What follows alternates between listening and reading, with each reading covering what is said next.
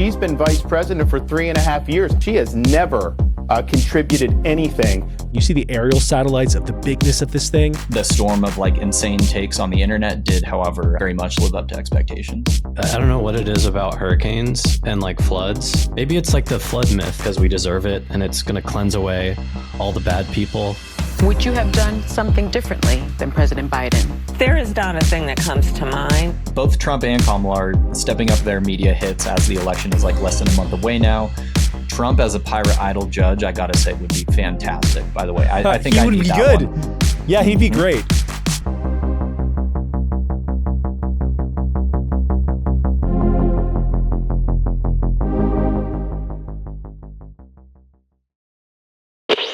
What's up, guys? Welcome back to the pod. We have a packed show for you today. First of all, we're going to talk about the hurricane. Stay tuned a little later for our Polymarket segment. We're going to look at the polls between Kamala and Trump that are widening now. Or not polls, sorry, the betting markets where things have widened, but they've widened in the polls as well. I think the polls are just starting to reflect what the serially addicted gamblers already know. And we're going to talk about the discourse, I think, a lot today surrounding the hurricane. There are some funny things there and some horrifying things there. We're going to get to all of them. I think first up, just what happened. So 2 weeks after Helene, one of the largest hurricanes in recorded history, formed in the Gulf. We were looking at a category 5. It was and then wasn't and then was again. There was one weird story, sort of, I think it was a little bit of a fear-mongering thing, should we be creating a category 6? And what does that look like? I think they were saying if it was over 198 miles per hour winds or something, maybe they would consider that. But I think this tapped out around 180 or so. But it was crazy. We knew as it was going to hit the Florida Gulf Coast, it was going to dip down to about a category 3, but the question was, where was it going to hit? And it looked for a while as if it was going to hit Tampa, which would have been a direct hit on a very crowded coastal city, the first of which we've seen in, I don't know, I think since Katrina would have been a 3 that hit New Orleans. And I think that people were not really prepared for the kind of damage that was going to do. It ultimately touched down in Sarasota, just a little bit south of Tampa.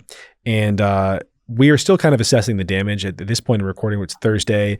There's not a lot coming out of the area. My sister lives in Tampa with her family, and they are evacuated. They're all in my place in Miami. They have not been able to see the damage, and I think that's probably what's happening right now as of Thursday. Probably over the weekend, you're going to start to get a sense of the disaster, and I think it's going to be pretty bad.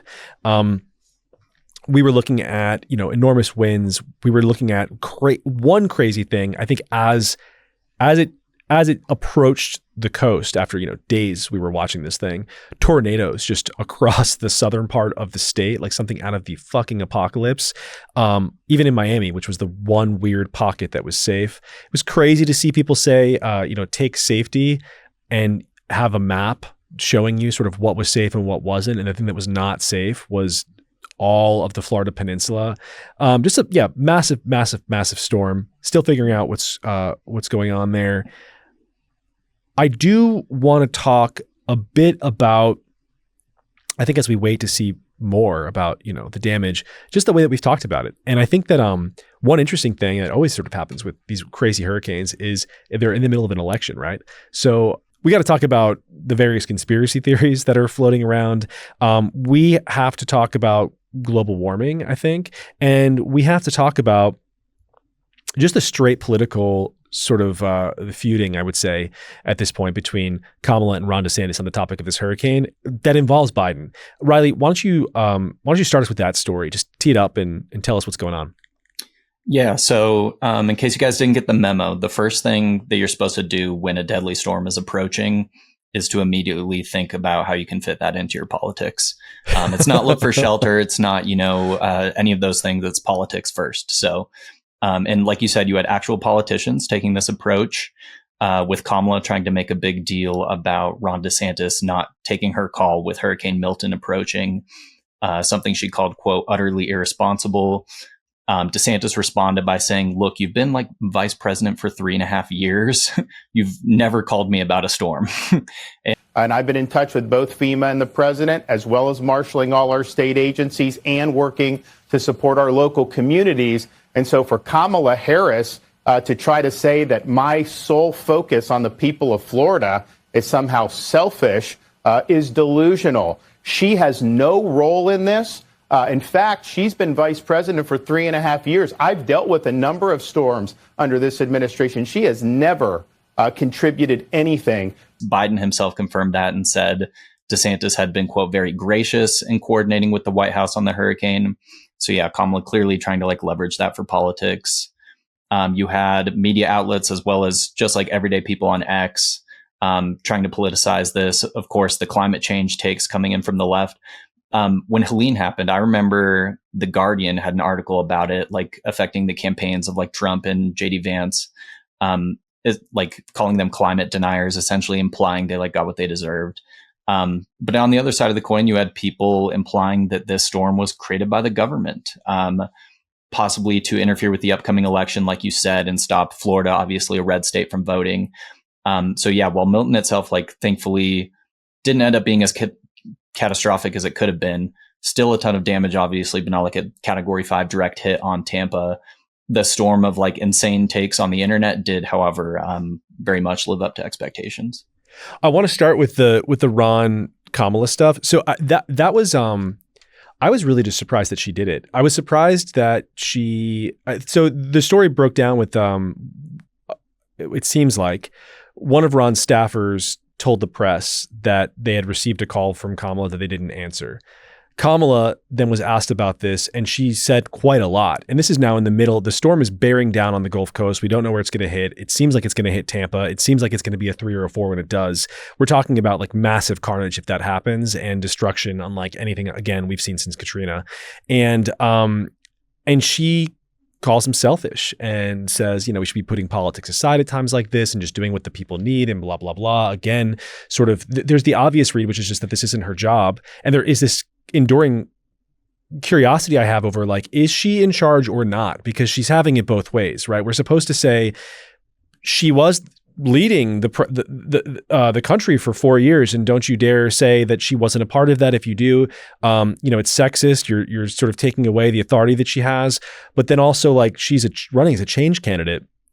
You have Waltz literally on stage saying things like, we can't handle 4 more years of this, referring to the Biden administration that she is a part of. So, pick a lane. Are you in charge or are you not in charge? I think in the case of hurricanes, it's pretty clear that she's not in charge. The person who is there's the president, there's FEMA, and there's the governor. And this is a dance that we see in every single election. And it usually goes the same way. It usually involves bipartisan cooperation that is really loved by the press and by the people. Who doesn't love that in the time of a crisis?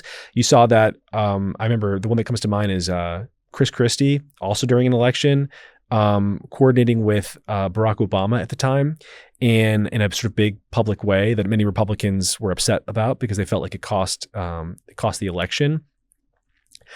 You've seen Ron over the years coordinate with every single. I mean, with both Trump and Biden, and I was surprised that she walked into this in the way that she did. She even then took a call that she recorded with the mayor of St. Petersburg to sort of, again, try and pretend that she had some sort of role here. You don't see that from Trump because it's not true. And, well, who knows what Trump will do? I would not have been surprised if Trump threw himself in there in some sort of stupid way. But I expected, I expected Kamala's handlers to be a little more savvy than this. It looked really, really bad. It still looks bad. They're sort of not letting it go again by releasing the mayor footage and the mayor of St. Petersburg. That was. It just seems like she doesn't quite get it. Like, you weren't a part of this. There was a crisis happening. Your boss threw you under the bus. And Brandon, you might have some thoughts about this, so I'm gonna let you go. But I do want us to circle back to that piece next, which is the Joe Biden of it all, because it was crazy the way that he just straight up smacked it down. Like, no, he was being asked about her. This thing happened with her. Is that true? And he was like, no, multiple times actually. And now the two of them are like, trading compliments back and forth. It looks terrible for her. Brandon, what do you think? I was just about to fact check you in real time. Let's go. But this is forgivable. Apparently, so I'm looking at Newsweek right now. 3 hours ago, literally, Trump put out a video, just like wishing everybody, hoping everybody's safe and like doing the standard thing. But he also said that he's in contact with DeSantis. But I told you I stopped and I said I wouldn't be surprised if he did something stupid. Yes, yeah. Well, I don't even think it's that stupid. He's just like, I've been in contact with. Like, it was like one. It seemed like it was like 5 seconds of his. It's also different, but it's also so different to be like, I'm wishing you the best, and how can I help? Yeah, and I guess my take is also another. It's kind of on the obvious side, but obviously, Kamala's behavior around the hurricane was super cynical and political.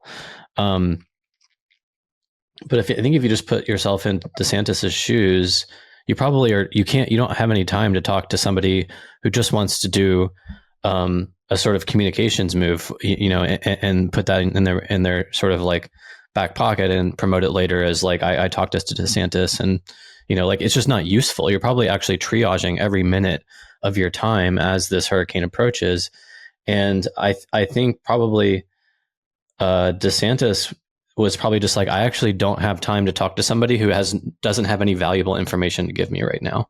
Yeah.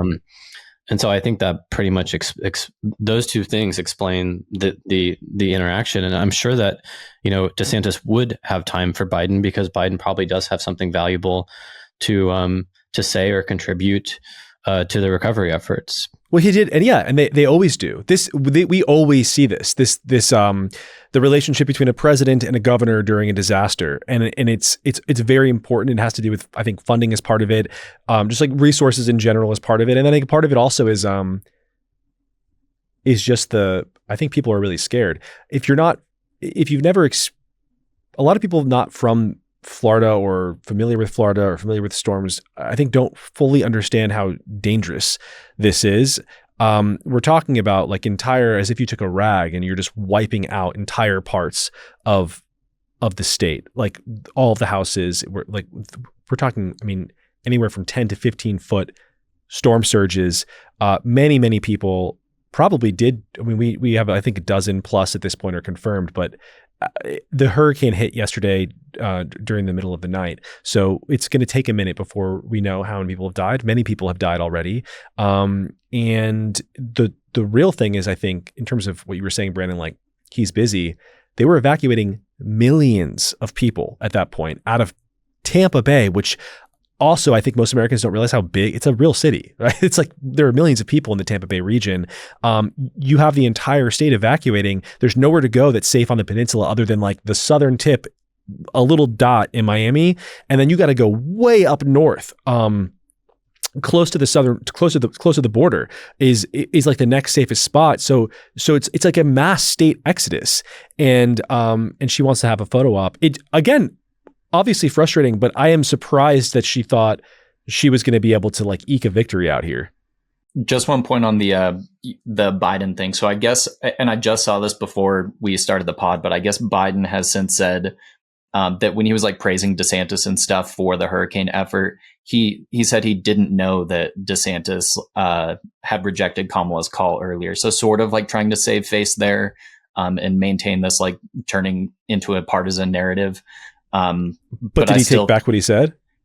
I don't think so. I haven't read the article, but I don't think so. Well, there's a growing conspiracy theory, or a theory, let's call it, that he hates Kamala and the staffers are at war. It was him wearing the Trump hat.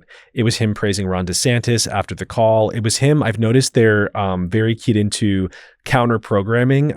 So Kamala, and we're going to talk about this in a minute, has been on this press tour. She was on The View, I think, when Biden delivered an address, I believe, about the hurricanes. And you've seen this sort of building, and that's the rumor is they just they really don't like each other at this point. But I read a rumor from a really bad right-wing guy. His name's Jack Posobiec. Do you know who this guy is? I think he might have like I've seen his tweets. I don't know him. I think he was like the guy that did Pizzagate. Really? I think so. So royalty. Yeah. A royalty in the retardosphere. And he alleged Jill Biden's staff had a physical altercation with Kamala's staff recently at the White House. It's on his Twitter account. I'm trying to find it right now. Well, I'm choosing to believe it because it's funny. So that's that for me. That's how we're deciding that one. I don't know if it's worth. I don't know if it's true. It's like a rumor. I don't know if it's worth. I mean, read it if you want to read it. I can't find it. He tweets a million times a day. All these people tweet too much. And I'm only 1 hour into his timeline. This is crazy. I don't think I'm going to be fine. I don't get it, man. My style of tweeting is one a day and they all go viral. And that's how you do it. Jack retweets everything. Babe Ruth around here. Yeah. I think the other piece of this that's interesting, actually. So I want to move on past the Kamala piece for a second. We'll get to her sort of pure Kamala discourse in a bit, separate from the hurricane. But also on the hurricane, you saw the rise of this, and this is going to be a huge story, by the way. And I knew it as it was happening. I was slacking everybody on the team days ago. I was picking up on it. I actually picked up on it for the first time in Helene, and I was surprised it didn't pick up speed there. There is a belief among a certain subset of it seems like the right that believes the hurricanes are being, there's a broad range of ideas in the space of hurricane creation conspiracy. I think some people believe that the government is doing something to them to make them stronger and sending them to people. There are some people who believe the government is straight up creating the hurricanes. A lot of this has to do with radar, like these lines that you see in the radar shots, that they're just like, look, it's a line that clearly goes from this place very quickly to this hurricane. Obviously, they're being created. Marjorie Taylor Greene has been involved in this conspiracy theory, ginning it up to a certain extent. And it has, of course, become a misinformation story. It's frustrating because it's very crazy and most people don't believe it, but it's being used as, yet another reason why we have to shut down discussion of things online. And that's always how these really just like evocative examples of disinformation are used. They're sort of lifted up to say you shouldn't be able to speak. It is a stupid theory. However, so here's what's true. What's true in the context of both the global warming discussion and the government's creating these hurricanes discussion is the Gulf of Mexico, the water in general is warmer. We've talked about that before. I was in Miami, I remember last September, so not this one that just passed, but the one a year ago. I was at the beach and the water was like 100 and something degrees, which I didn't think was possible, genuinely. I thought that was not a thing that could even happen. And I thought, man, like the hurricanes are going to be really bad. We're just waiting for a bad one. The hurricanes intensify over warm water. We know this. The warmer it is, it's not a direct correlation, but it has a huge influence on the size and power of the hurricane. So water is warming. This, I believe, we do know. People might disagree with me, but I don't agree with you preemptively. The question is like, why is that? And Democrats generally have the upper hand here, and I think they're correct that we have contributed to a certain extent. I think there's some natural warming. I think we probably also contributed by pumping carbon into the atmosphere. But recently, Brandon, I believe that you were looking into this, so you can maybe break it down. There was an environmental regulation that was put into place that prohibited the use of sulfur in fuel, I believe. And we need to talk about the impact that has had on the warming waters as well. So if you could break that down for us. Yeah, so there was an agreement in 2020, or a new regulation put out in 2020 by the International Maritime Organization. And it drastically reduced sulfur dioxide emissions by global shipping containers, mostly in the Atlantic Ocean. The intent was to improve air quality, reduce air pollution, but it had an unintended consequence. It actually reduced the cooling effect that sulfur dioxide emissions have, which a paper published in Nature in 2024 alleges caused an abrupt increase in global warming. So the regulation basically had the opposite effect of its intent. Some background on the science here. Sulfur dioxide increases the reflectivity of clouds. And so when we had a lot of sulfur dioxide in the atmosphere above the Atlantic, the clouds were just reflecting more sunlight, which had a cooling effect on the climate. Now that we reduced sulfur dioxide by 80% in North Atlantic shipping, all of that, or a lot more sunlight is actually hitting the ocean and warming the ocean. And the paper alleges that there has been an increase in ocean temperatures because of this very regulation. This is fascinating. Obviously, what you're effectively talking about is geoengineering by accident. So you've like proven out you've proven out that stratospheric aerosol injection is a method of cooling the planet, and this is something that I just continue to be very excited about, is just the entire space of geoengineering. You have the big sort of scary ones. People are talking about giant solar shields and things like this to cool the whole planet or whatever, but you just don't need to do all of that. Like, clearly we've been doing it by accident for a while. It's like the Republicans are always, not all, in general, you see a lot of denial on the right that people have an impact on the planet at all. On the left, what you see is an obsession with the fact that we have impacted the planet, but then they sort of forget that they believe that humans can impact the planet. Like, if we have had an impact on the planet, that means that we have agency over the natural world, which we do. We have, and we do. There are things that we can do to the planet that change the environment. And this is where maybe the sort of like right-wing conspiracy theorists about the government controlling the weather, which is wild considering they don't believe in global warming, have a little bit.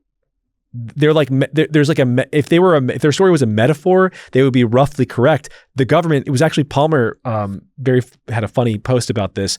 The government did control.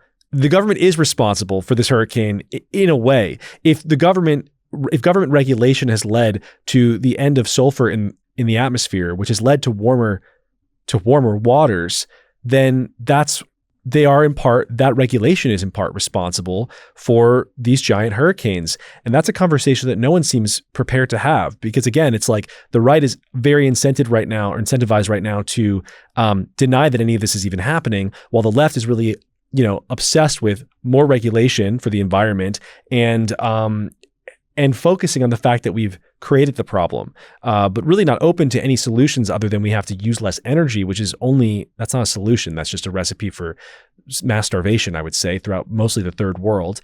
And we're not doing that. So we're in this weird deadlock, but I'm interested in this path between the two global warming discourses where, we accept that we have had an impact on the world, and then we try and have a better impact on the world. This is what we learned. As I learned about global warming, the first time decades ago, I immediately applied it to Mars. It got me excited about a foreign world. If we have changed our planet by increasing the amount of carbon in the atmosphere and that warms the planet, then there's a path to do this elsewhere. There's a path to terraforming. But terraforming can happen here on Earth as well, and I think needs to. And that's not what we're talking about. It is very crazy to me that we learned this. This was Nature. I mean, didn't Nature just endorse? Was it Nature or Scientific American that endorsed Kamala for president? These are left-wing journals. Nature, I think. So and even if they didn't, I mean, we've seen super left-wing stuff from them for years. Like these are places that you're supposed to. These are reputable sources, right? I mean, these studies are real. We really did this. The regulation really happened. We really stopped releasing sulfur into the atmosphere, and the planet really warmed. And now we have some consequences that you can maybe say.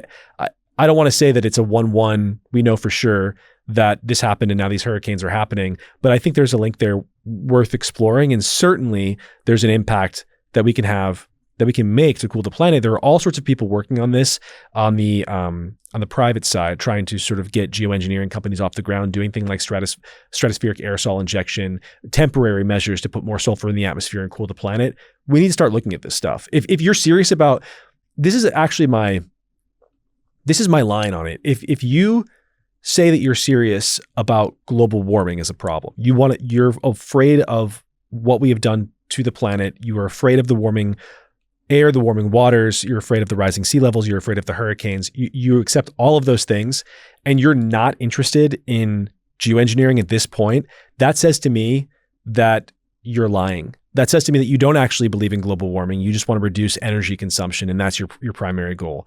And I think I really do believe in global warming. I really do believe that we've had an impact, and I really do believe we have to do something about it. Riley, what do you think about this? Yeah, just on the sulfur versus space lasers creating hurricanes.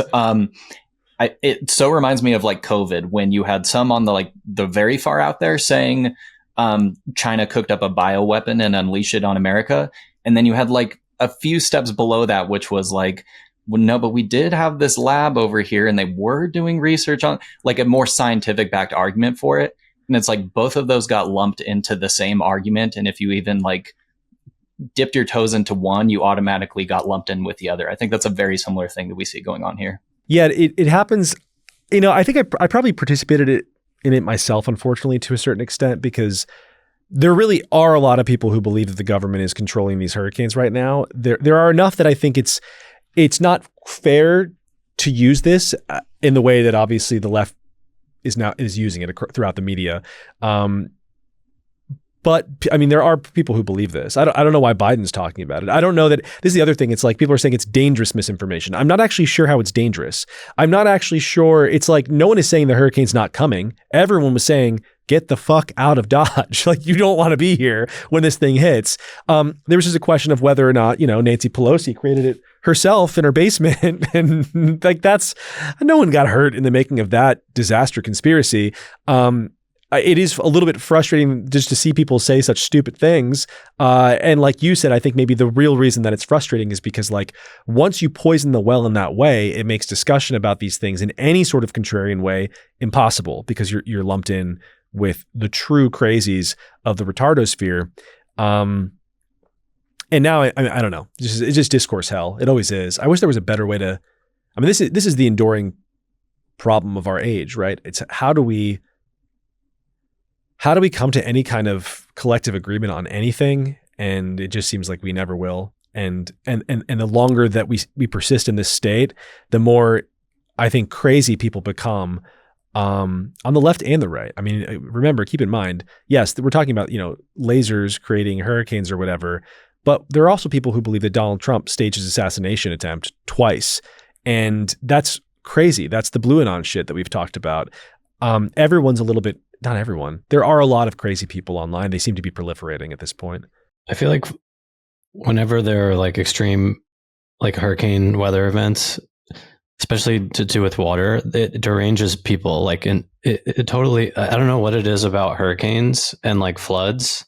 Maybe it's like the flood myth, like the deluge myth, this ancient feeling of like the flood is coming because we deserve it, and it's going to cleanse away all the bad people, and there's going to be a reset afterwards. I don't know if that's what's activating in people, but I feel like the craziest conspiracy theories happen when there's like a hurricane. It's like FEMA is like, killing people. They're harvesting bodies, or I mean, the craziest stuff comes up during these news cycles, and I feel like there's something uniquely deranging about I am so glad you raised that point.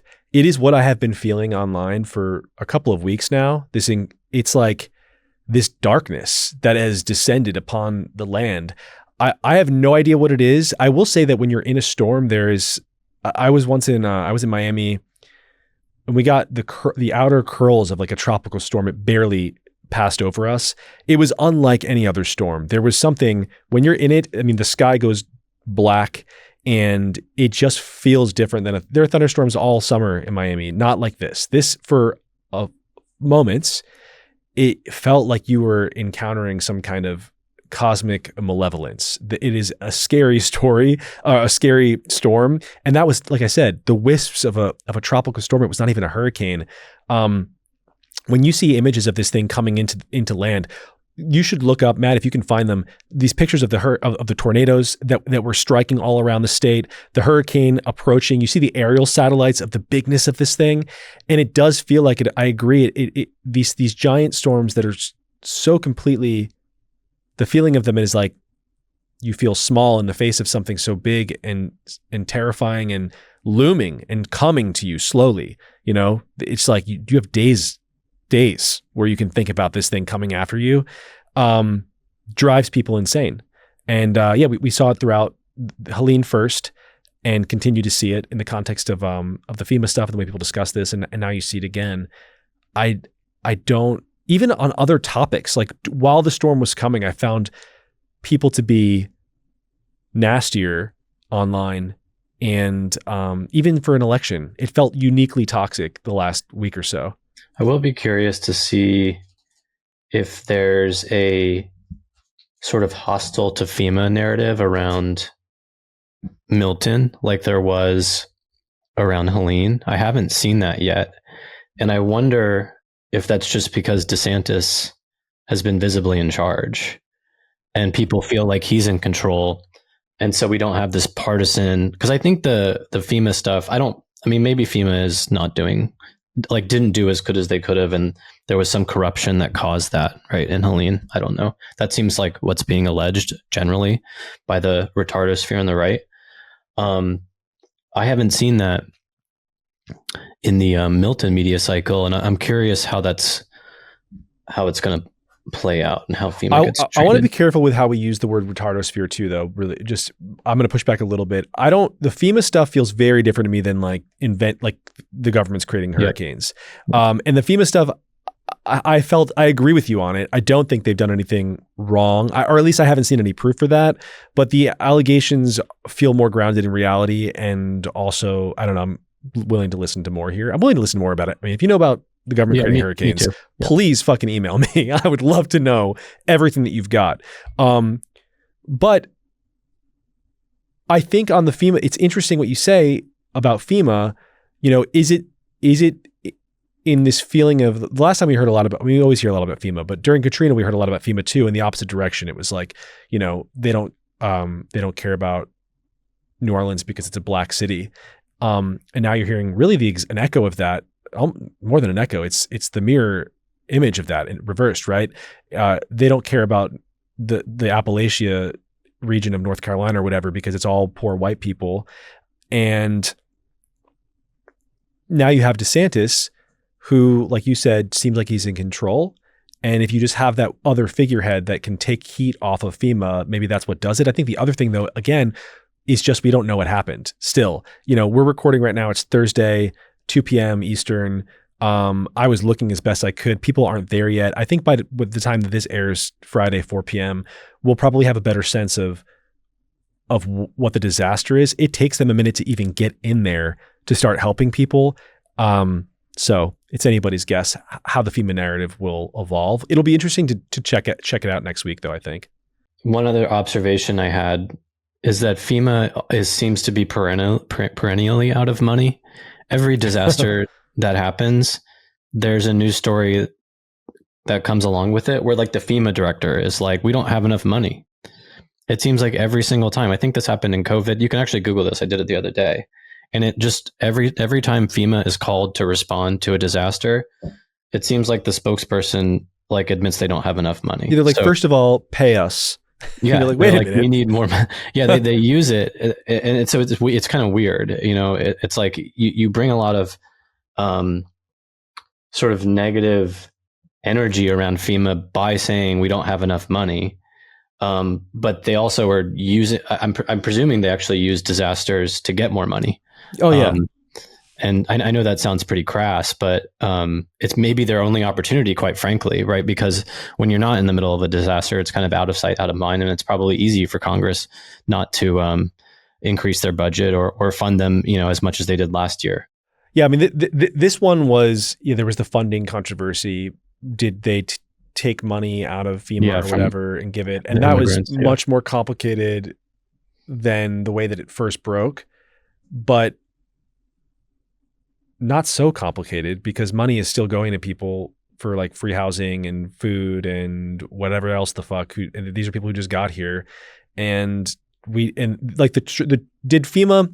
FEMA have a bank account they have a checking account with $600 billion in it, and they gave $590 billion to the immigrants, and now they're out of money for North Carolina? That did not happen. No money was taken out of a FEMA checking account and given to the immigrants.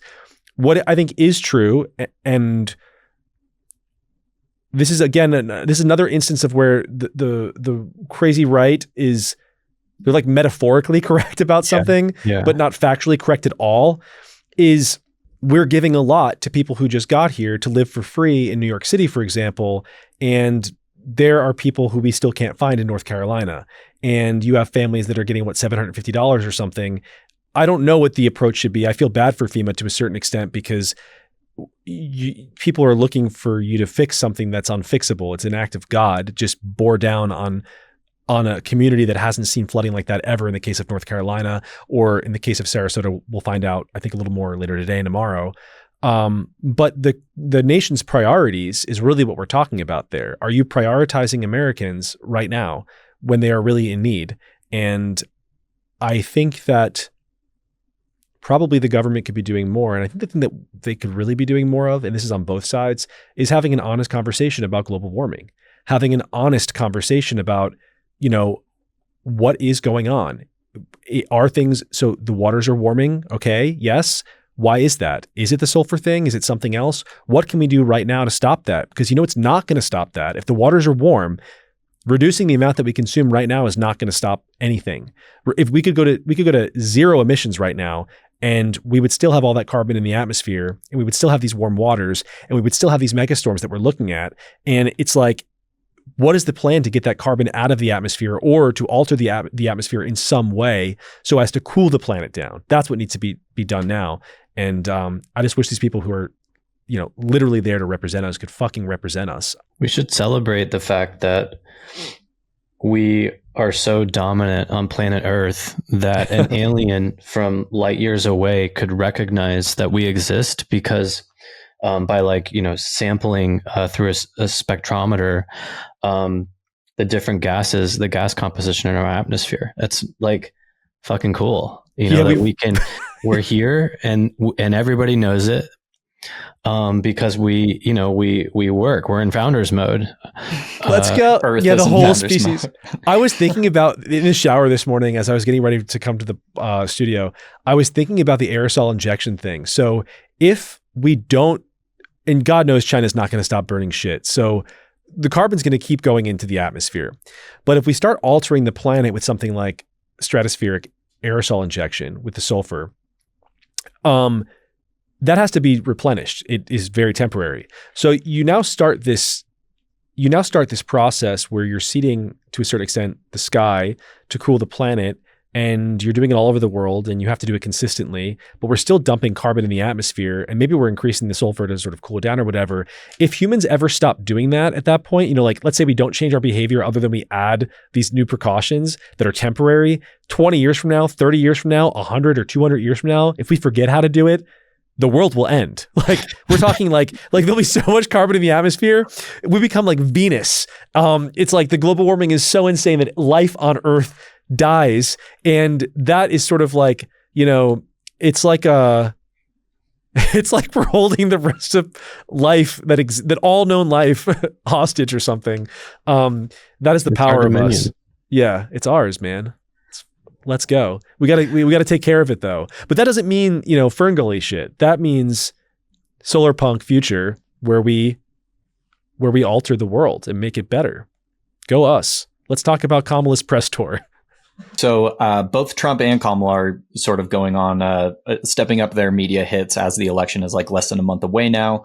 Kamala's made stops on The View, where, like you mentioned, Solana, she said something about she wouldn't change a thing from what Biden did from his presidency, which a lot of people on the right touched on.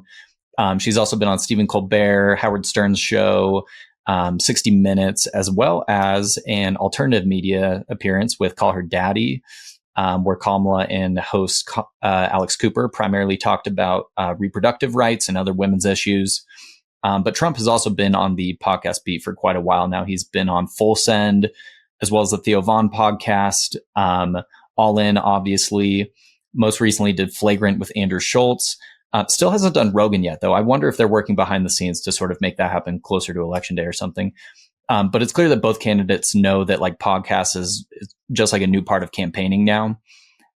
So I guess, Trump, Kamala, if either of you want to come on the Pirate Wires podcast, we would love to have you. Trump as a pirate idol judge, I gotta say, would be fantastic. By the way, I think he I would need be that good. one. Yeah, he'd be great. He would be great. I would love that. Love that. But yeah, both have been on the podcast beat, and we'll see if any do any more stops in the future.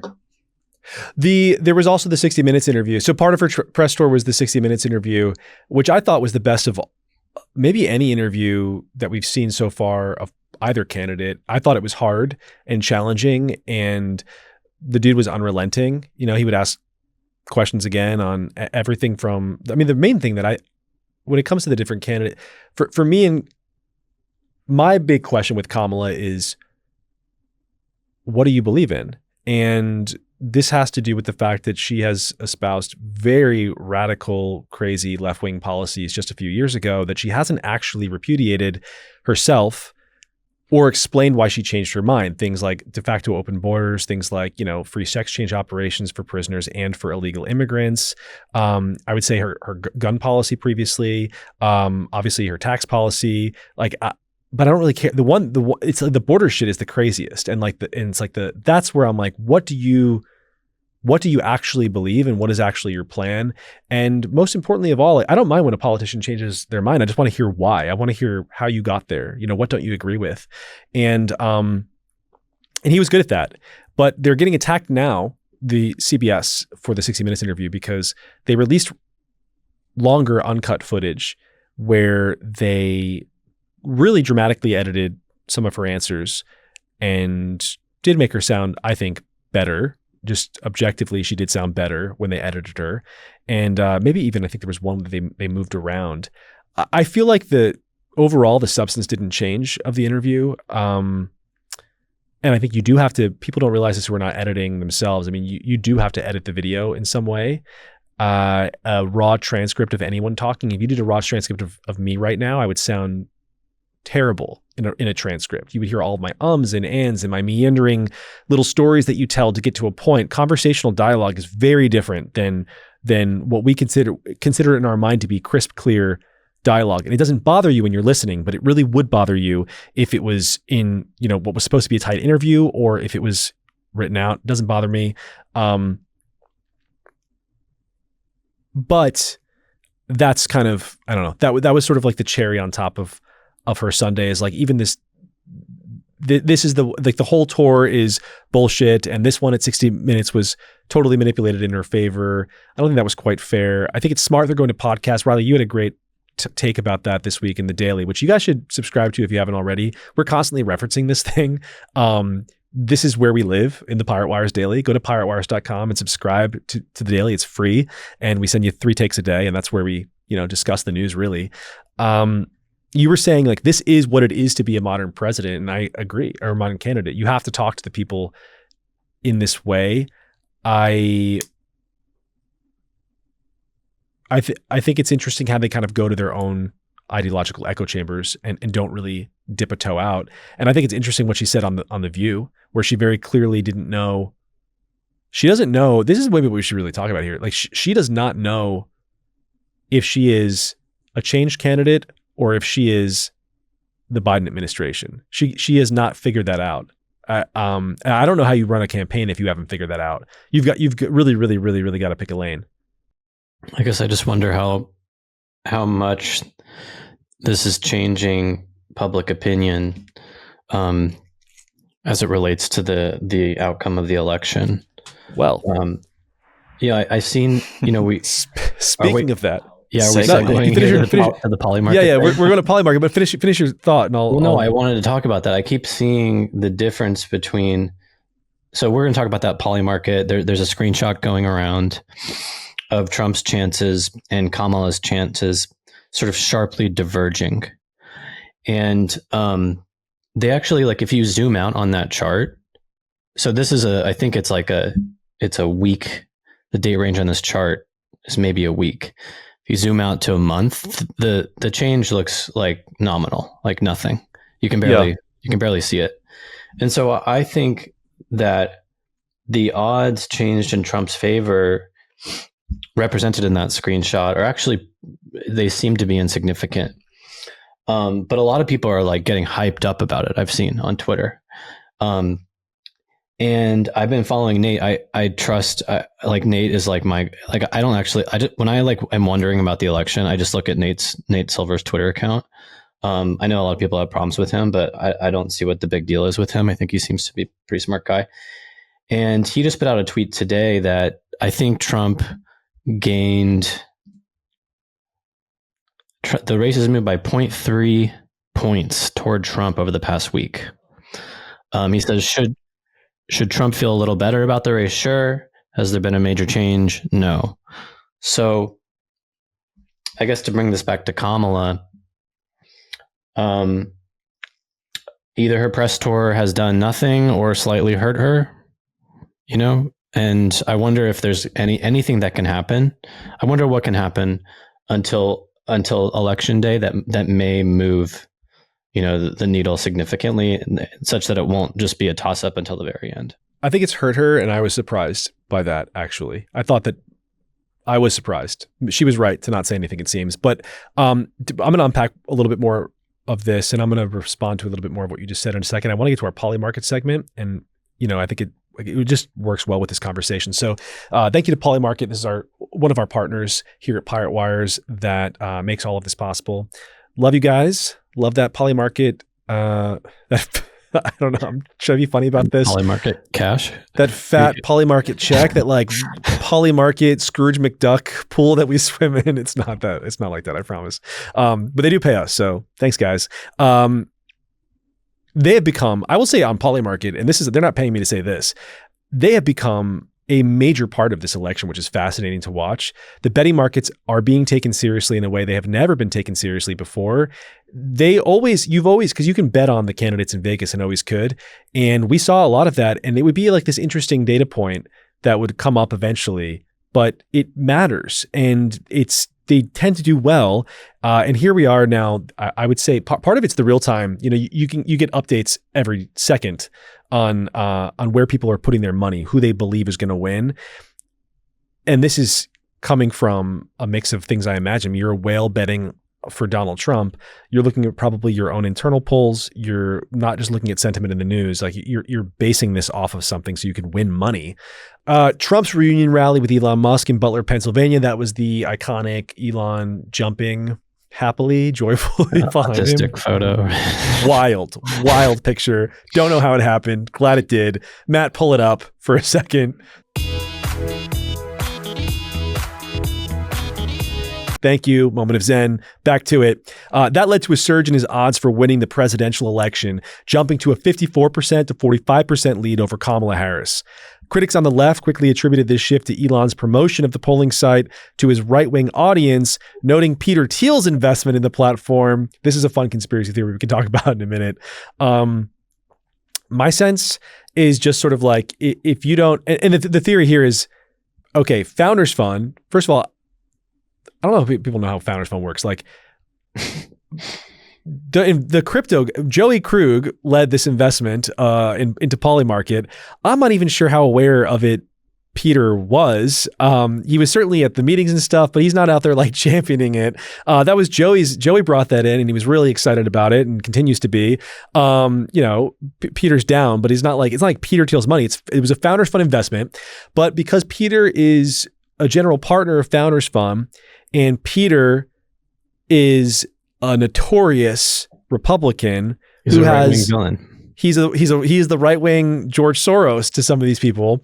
They believe that Polymarket is an instrument of Peter Thiel, and that's why the betting market is showing favor for Donald Trump. That wouldn't make sense though either. It does not. That would just make it's not. It's not. It's just so yes, exactly. But then also, this is coming to, because I believe Polymarket is in some kind of partnership with Nate Silver now. They hired him in some capacity. I'm not entirely sure of what's going on there. And so they're also saying, Nate Silver is in the bag for Trump because of the Peter Thiel money, which again is not Peter Thiel's money. And even that doesn't make sense because Nate's been mostly indicating, from what I've read until recently, odds in favor of Kamala.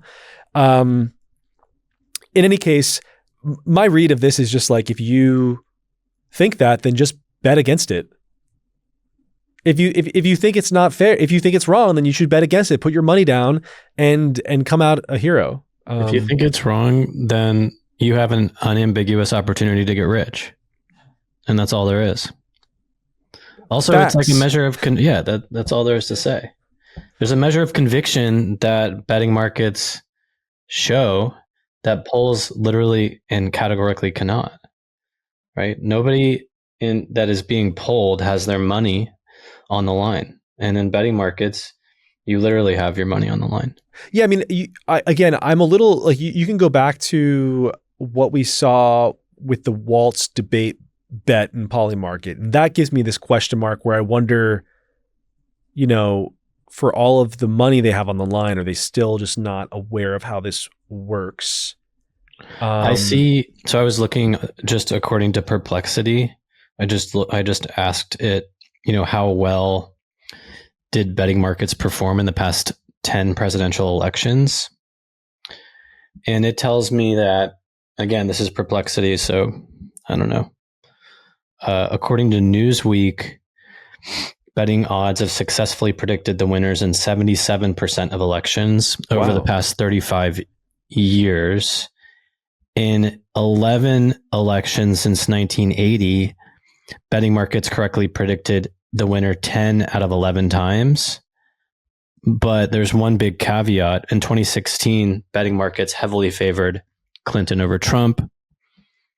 So we all know what happened then. That was actually the only time betting markets got an election wrong since 1980. So, well, that was, I have an answer for that one. I think that, speaking of polls, I think the betting markets generally look to polls, all different kinds of polls. And some of them are, I think, private polls. Some of them are internal polls.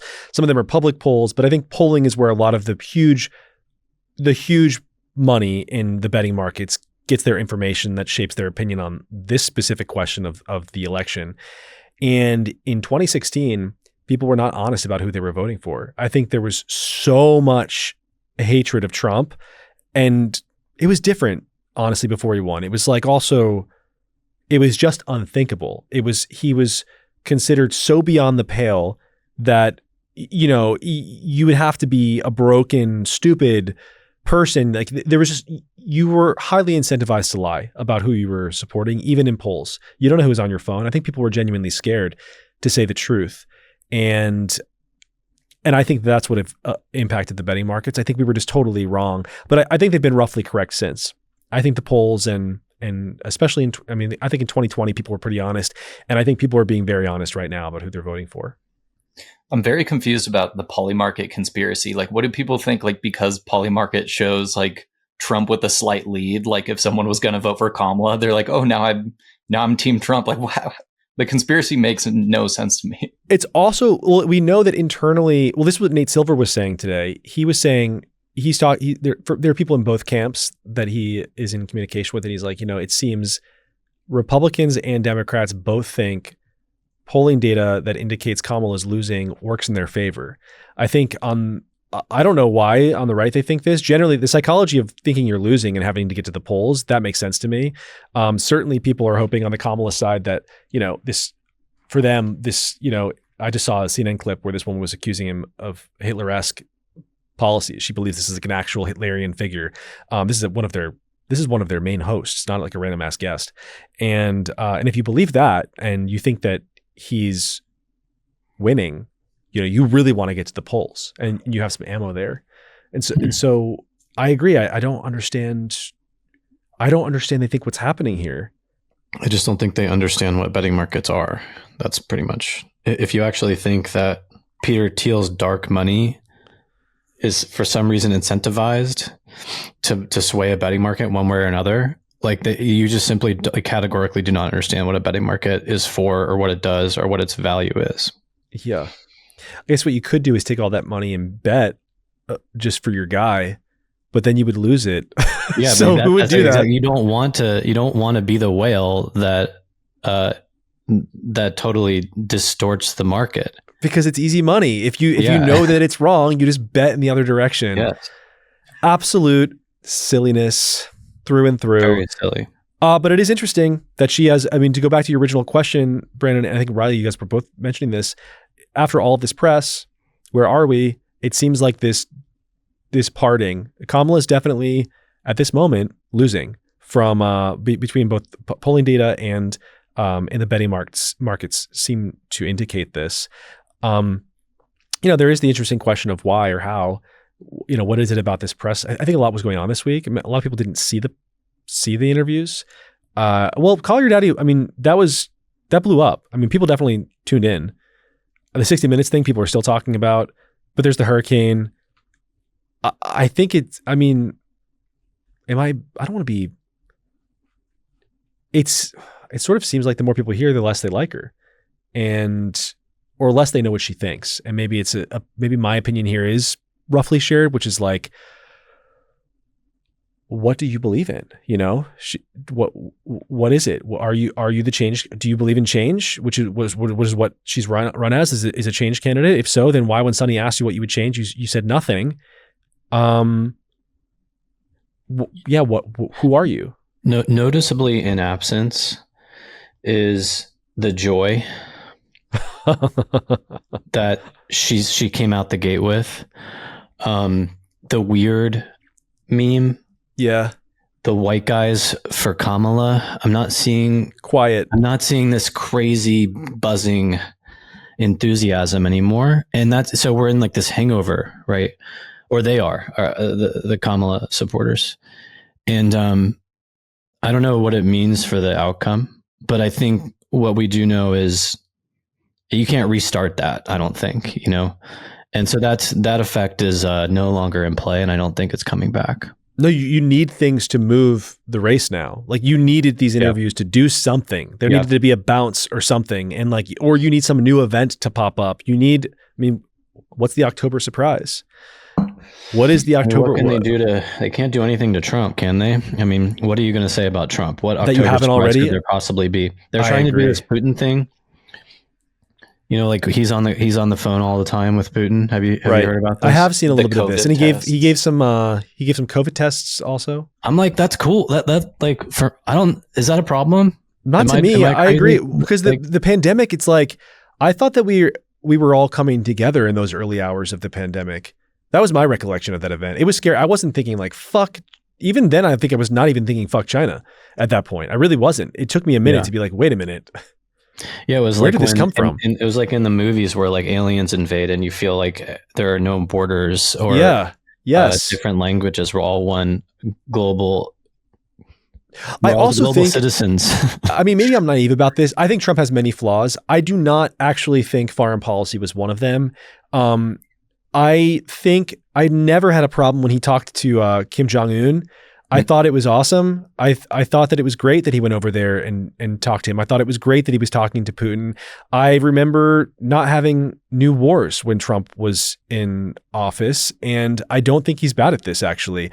I think that, it just doesn't bother me that he talks to this guy, and I think that maybe he thinks he's going to win, and he's going to go in there and have a relationship with Putin again, which is what you need. That's what diplomacy is. Is you have to. Condoleezza Rice famously had a relationship, not a relationship. She had a relationship with Vladimir Putin, and they had a lovely sort of like charismatic. Like she spoke Russian, and he found her charming, and that's what you have to do.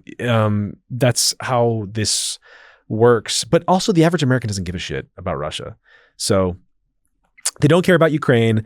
They don't care about Israel. They care about. There are two things the average American cares about. They care about the fucked up economy, and they care about the fucked up immigration system. Those are the things, and in different directions. They all, left and right, has their own version of sort of approaching these things. But my sense is that outside of the polar extremes, that's where most Americans are sitting, and that's what's going to determine, I think, where we go with this. Which is why you see Kamala pretending that has different views now on, I think, both of those issues. But the gulf has begun between them. Maybe it will keep up. We'll see next week. I think for now, the thing that we really have to do is get to Pirate Idol. We are approaching the second round of quarterfinals. Matt, hit the music.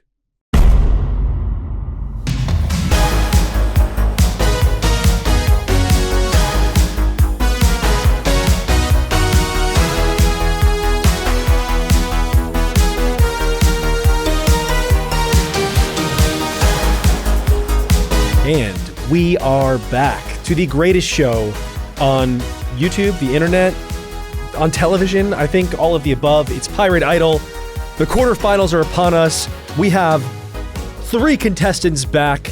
They are going to battle to the death or to the end of the segment on the topic of whether or not Elon Musk is running for shadow president. First of all, welcome back, guys. Thanks for joining us. Give us a little wave. We got Chris, we got Jack, we got Grant, who cut his hair for the show, I'm assuming. Taking it seriously. We like that. We'd love to hear it.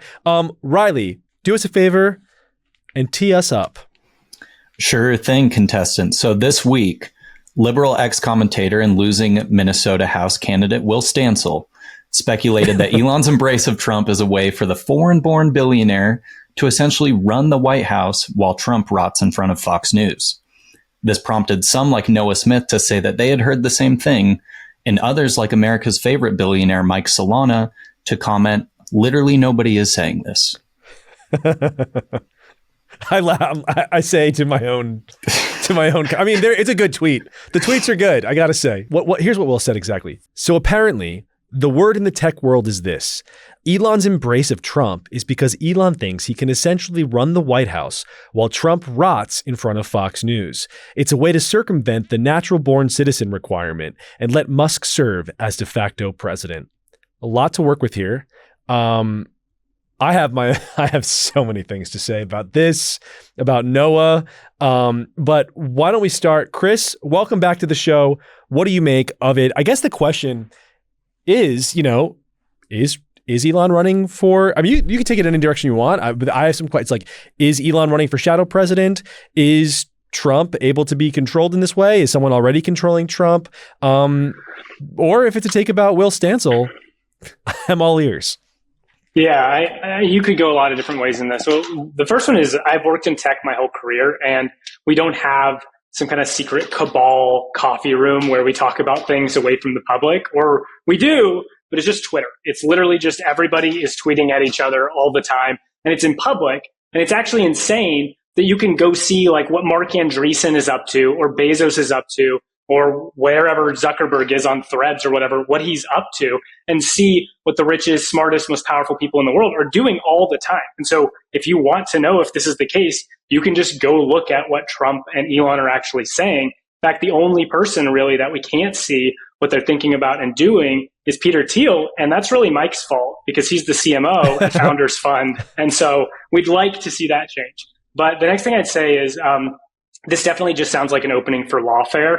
And if there is something vaguely illegal or salacious about the way that Elon Musk and Trump are interacting, could be prosecuted or could be immoral or something, then it sounds like they're trying to sort of gin this up. They're trying to push this to the point where potentially there could be something unearthed. So in general, it just seems sort of underhanded and manipulative. And that's because it is. And Republicans will absolutely fall for it. Because again and again, when we are faced with these situations, the Republicans just always take sort of the literal approach and often lose because they're not very good at dealing with these kind of gray areas.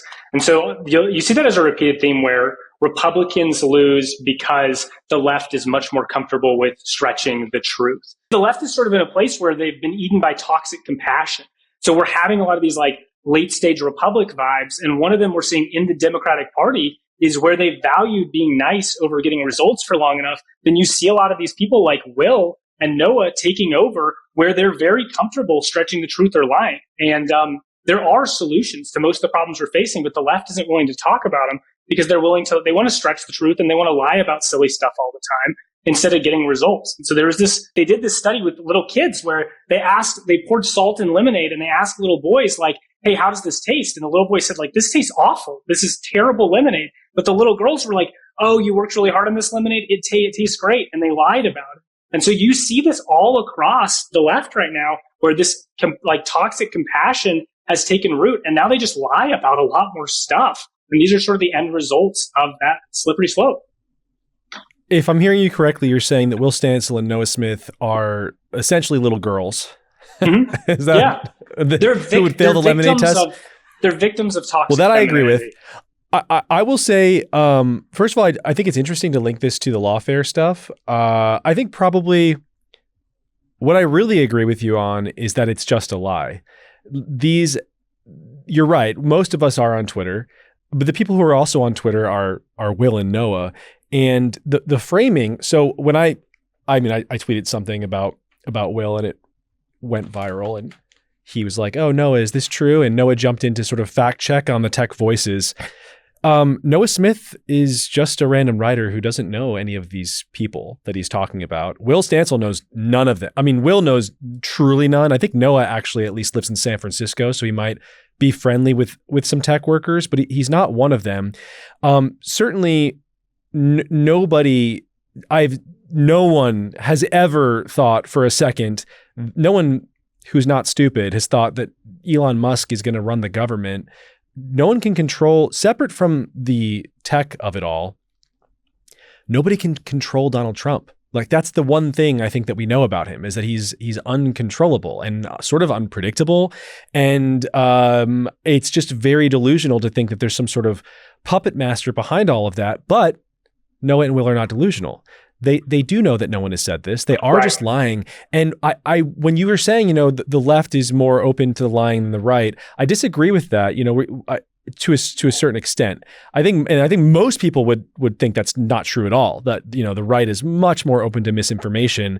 I think that what you see in terms of misinformation on the right tends to be like really crazy shit. So the misinformation we're all sort of steeped in right now, which we were just talking about a little bit earlier in the pod, was the secret government hurricane lasers, like that's the kind of shit that we're doing on the right, and it's clownish, and you immediately clock it as not based in reality and conspiratorial, and maybe there's some sort of interesting, it's like a metaphor for something interesting happening in society that we could talk about, but that's really all you can say about it.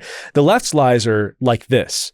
They are certainly, I don't want to blame all leftists for this, but certainly the lie that we're looking at here in the sort of the Will Stancil form, that to me is more insidious than the secret government hurricane laser, because people will believe this. The average person doesn't realize that these guys don't know anybody in tech, and all they're really seeing is Twitter, and no one on Twitter is even saying that other than Will Stancil and Noah Smith. And I think it's probably being used just to, scare people, because there are a lot of people who hate Elon. Though I guess I am curious, like who hates Elon at this point that doesn't already hate Trump? I don't know. That's a little bit confusing to me. Jack, what do you think, man? So I actually didn't know if Will Stancil was a real person until a few days ago. I've seen him tweet a lot, but I thought he might have been like a Russian deepfake that was put in there to stir up controversy. Then I saw that he actually lost an election for the Minnesota State House of Representatives District 61A in their state election. But I mean, I think he's just addicted to Twitter, and he realized this was a really good way to become the main character on Twitter again, we're talking about him, so it kind of worked. I was looking at his Twitter feed as we were doing this, and I caught a perfect screen grab where he had tweeted a meme and then deleted it and tweeted the same meme with a different caption because the first one didn't get enough likes. His most recent tweet probably now says Elon Musk's big plan, and it's a picture of Musk at the podium with Trump behind him. He tried to tweet how Elon Musk sees the world before that with the same picture, and it didn't work. So we've all posted a tweet. It got like 3 likes. We deleted it, posted a different tweet that was a banger. This is an engagement thing, right? Like he was like, "Oh, what's a take that nobody can verify that it's true or false? Like it probably isn't true, but it's going to take way too much effort to ask every single tech worker if it's true." Like somebody said, "What's your source?" And he said something like, "Who knows?" or "We'll see," or something like that. Just very vague stuff. So I think this is very much what's the hottest take I can do that could plausibly be believable by one person. Like the Intelligencer, New York Mag put out, they wrote a profile on him a couple of months ago talking about how he just went berserk on Twitter back in December. And they said by rough count, Stancil tweeted about the economy 150 times in December alone, or 5 times a day. Like this dude honestly just loves posting. So I think the entire thing's bullshit, but I respect his commitment to the game. Like he won't break character. Yeah, you can't take that away. You can't take away the fact that he is a poster. Yeah. I mean, that's he for sure is. I admire it. I mean, I do think the thing that bothers me the most about this is that the two of these people are pretending they know people. That's really, it bothers me. It like really bothers me. The people they're pretending they know, we're talking, like the big guys, like they're pretending, especially Noah, pretending that he's sort of at the table with like, the Patrick Collisons of the world, and the Mark Andreessens and Elon and Peter and stuff. Like they don't know him. They like do not know him. They do not care. They're not reading his stupid little blog. They don't know any of the things about Noah that he's saying that are not true. This is certainly true of Will Stancil as well. And they're not delivering any kind of insight. But again, maybe it doesn't matter. Like what you said, it doesn't matter. Like he's not, there's something not, do you think there's something not serious about it? He's not maybe actively trying to lie. There's like a sort of joke that we're missing. I think the best way to view Will Stancil is from an entertainment perspective instead of an information perspective. Like if you just look at his tweets for like pure entertainment, like this is kind of like a character in a sitcom. Back in December, he tweeted, "For the crime of pointing out that the economy looks very strong, I was already getting pummeled by cosplay Twitter communists. Thanks to Nate Silver's entry into the debate, I'm now being swarmed by the right-wing anti-vax types who love him. This must be how Poland felt in 1939. Pause. Reply. This time Poland's going to win, though." Like I love his Twitter feed. Yeah, you gotta give it. He's entertaining, but no, I think it's all just like crap. Like he's totally LARPing the whole time, and I think he's trying to LARP into maybe becoming an actual like main character. But right now, just treat him like entertainment, and he can be very entertaining. His tweets did well though, and I think that I guess the way I kind of try and figure out where people sit and what they think about generally beyond the sort of main characters on social media is just what's happening in the comments. And to a certain extent, you can't trust all of them because there are no shortage of bots and there are, foreign agents and just people joking around.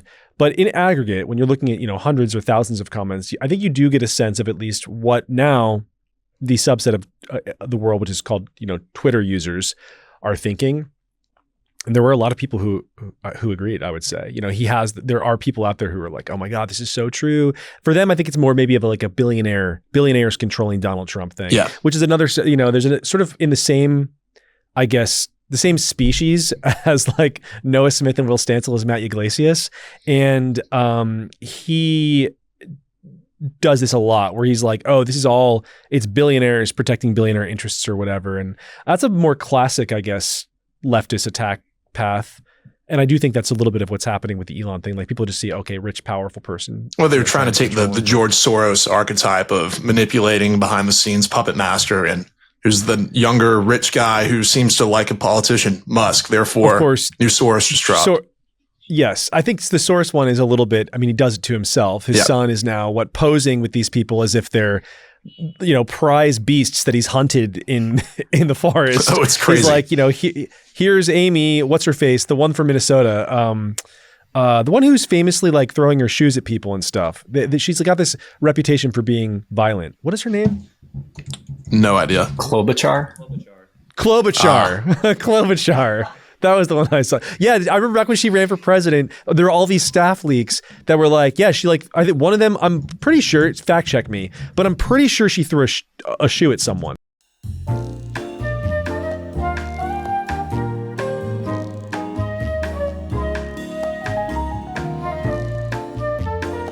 She was in founder mode. Grant, thoughts? Yeah, I was going to say that this feels like almost a mashup of like two great political conspiracies. So one is Trump's birtherism. So, right, there's like the immigrant angle here. Like, it's explicit in the Constitution that Elon can't be the president, but it's like the looming, like, American citizen, foreigner, billionaire. And then kind of like the Obama shadow president narrative, re-Biden, so it is this like, there's already some psychological fit here of like pushing these different types of things. So now it's like the billionaire immigrant running the government from like behind the scenes.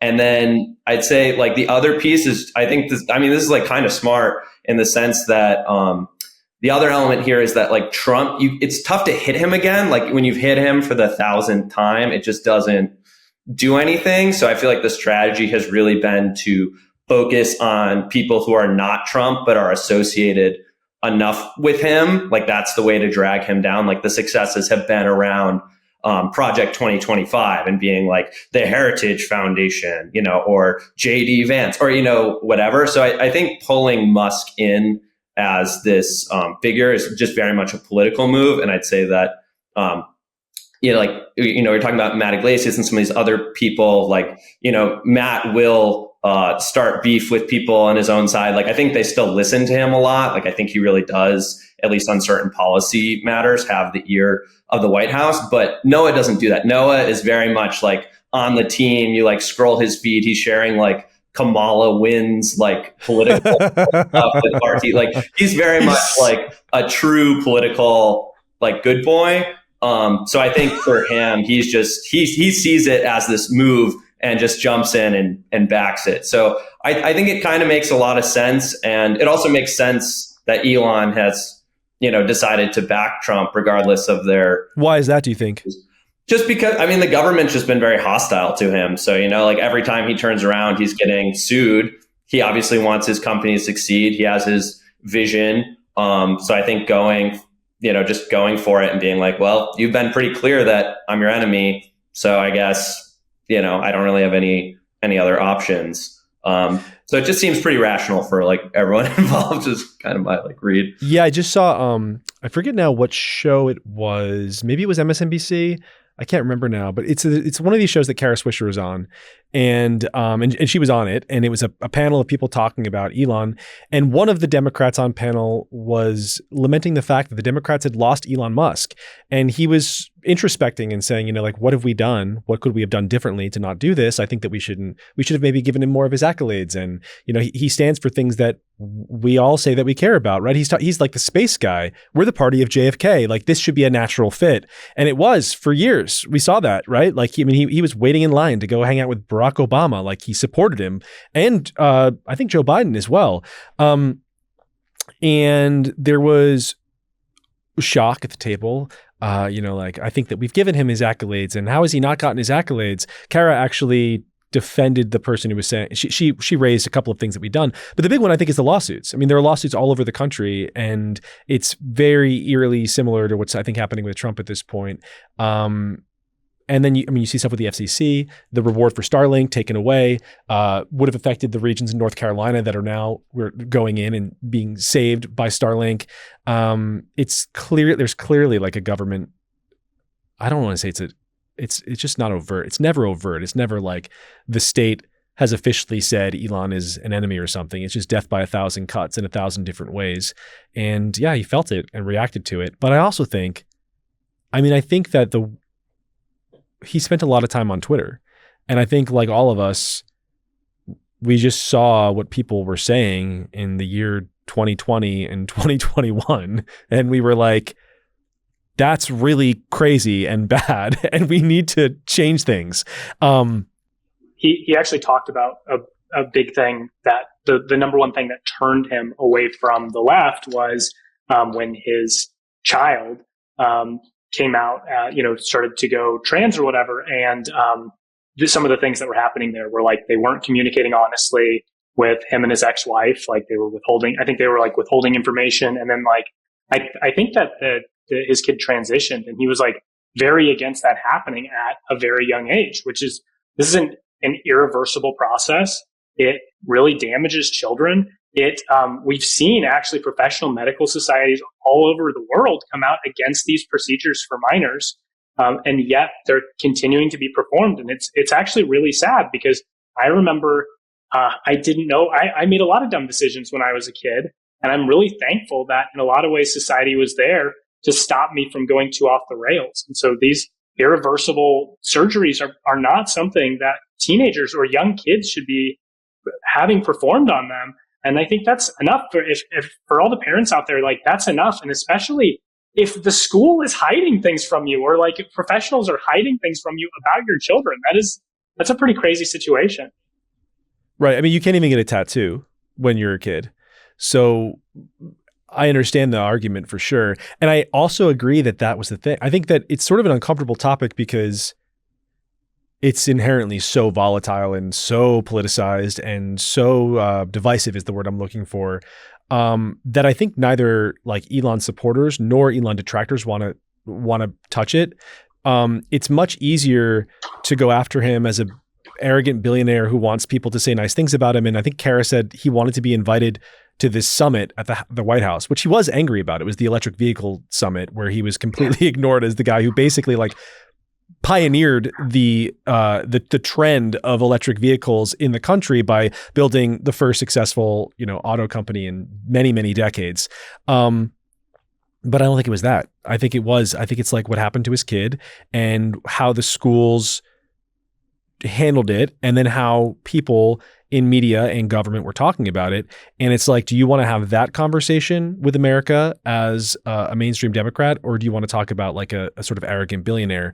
And it's like, you don't want to have the first one, because I think that probably the trans youth stuff is, we don't hear about it ever, which is actually confusing to me. I don't know why it's not coming up on the right wing side, but my sense is that people in America are generally not happy with it.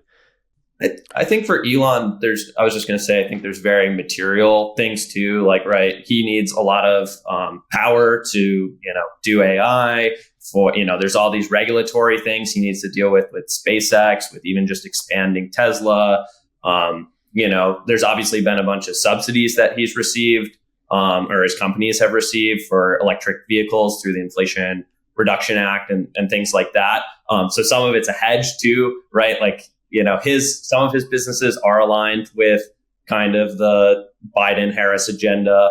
Other ones are basically being stymied by all these regulatory forces. I think, and then there's really not a lot of concrete plans. I mean, in general, I'm not following as closely as I was before, but there's not a lot of concrete plans for reforms coming from, I guess, either like campaign formally. They've talked about a lot of things, but I haven't seen kind of the nitty gritty, like think tank style stuff. But anyway, you need the regulatory reform. Like Trump is at least like, we're going to put in the people who are going to remove a bunch of these people who are stymieing these things.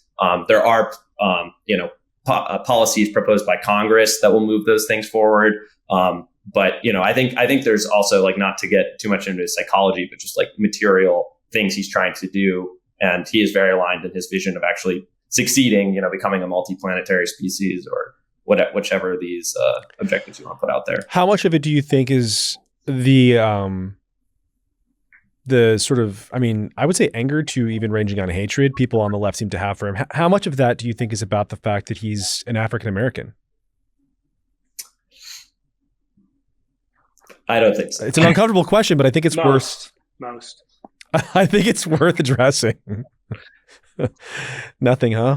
I think there are, okay, this is, kind of spicy on the other side. Like, I think there are a lot of reasons why people could just be turned off from Elon, excluding like he's a billionaire, or that he supports Trump or something. Like, he identifies as a transhumanist. He wants to put machines in people's brains. Like, if you go and go to the middle of the country and start talking about that unprompted, and people will look at you like you're weird, yeah, I don't know. I think it's easy. People in the middle of the country it's spaceships and stuff, and they're gonna be like, that's cool. I think it's more just, it's people online and leftists specifically who don't like his tweets, which I understand. If I didn't agree, I agree with him on probably maybe 70% of 5% of the things that he says online. If I didn't agree with him so much, it would be very grating to be on the other side of that. He has a huge microphone. I think it's just simple. It's just tribal. It's just like basic tribal politics. I think if you agree with the things he's saying, you're on a side. And if you don't, you're not. Before he was speaking so much politically, it was more confusing why people had a problem with him. And I think also more interesting. When the leftists would really go after him hard, to me, that felt more like it was because he was such a good example of what a billionaire can do. But generally people didn't go after, generally he got a lot of love and support in the press. And then he bought Twitter, and I would say that was the end of that. There were no more glowing profiles on the Mars mission. Guys, we got to wrap it up though. Last thoughts on Elon. Last thoughts on the sort of online influencers who say they know people that they don't. Last thoughts on the link between Elon and Trump, the shadow presidency. I think it would be great if he was. I guess that's the take that no one said, was like, wouldn't it be great actually if Elon were president rather than Trump or Biden? would actually, I mean, I would sign up. They're saying, oh, we're hiding it. That's the new, no. They're all lying because it's so clearly the thing. I mean, again, it is partly a meme or a joke or whatever, but I wish, I guess, is my main thing. I really do wish that was the case. I wish Elon was up there. He was one of the choices. But what do you guys, last thoughts on this? I think there's like a pretty simple core part of this whole beef that flipped him, just that he literally started the entire like EV revolution of everything. And then multiple times Biden came out and like called General Motors like the front runner of electric vehicles in America. And it's like, dude, like he built Tesla. Come on. And that's not even a clever cover up. Like anybody anywhere on the political spectrum can see like everybody drives Teslas. It doesn't matter if you're like alt-right with a Cybertruck or like you're a complete lib who was the like first Tesla owner in California. So I think a big part of it is just like we talked about all the lawsuits and stuff, and that's a thing. But Tesla was like his original baby that put Musk on the map. And